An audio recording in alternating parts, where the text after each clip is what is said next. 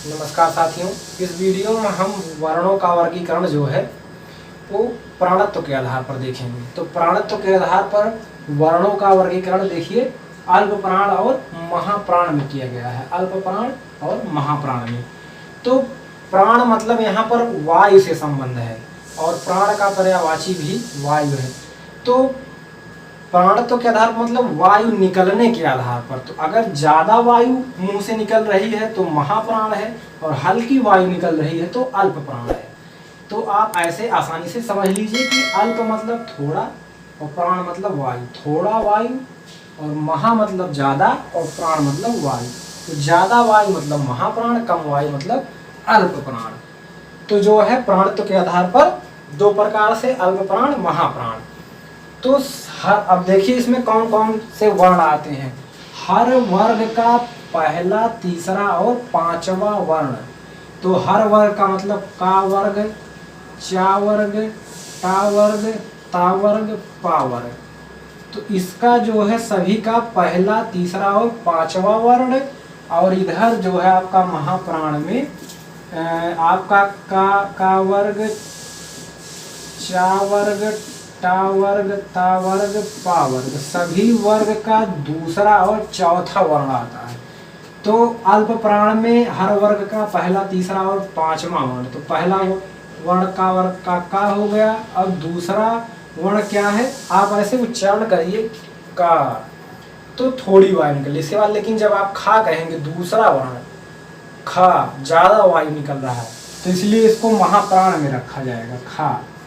अब आप फिर आइए ग, आप कहेंगे ग तो कम वायु निकली तो इसको अल्प प्राण में। लेकिन जब आप घा कहेंगे तो आप फील करिए घा कहने में ज्यादा वायु निकल रही है तो आपका महाप्राण में रख दिया जाएगा। इसके बाद अंगा कहते हुए भी आपका कम वायु निकलता है। इसी प्रकार चा वर्ग में चा, छा आपका यहाँ आ जाएगा महाप्राण में, और फिर आपका जा, फिर आपका झा, चौथा वर्ण यहाँ आएगा, और फिर इया, ये मतलब आपके पहला, तीसरा और पांचवा वर्ण ये आपके अल्प प्राण में, यानी कि चा, जा, इया, और छा और झा आपका महाप्राण में आ जाएगा। इसी प्रकार टा वर्ग का पहला और तीसरा अक्षर क्या है, टा, ठा, डा, ढा, डा, यानी कि पहला, तीसरा और पांचवा वर्ण।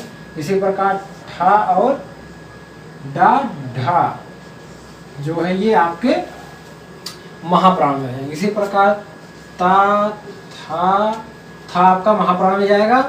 तो ता, था दूसरा वर्ण, ठीक, ता, था, दा, धा, ना, ठीक।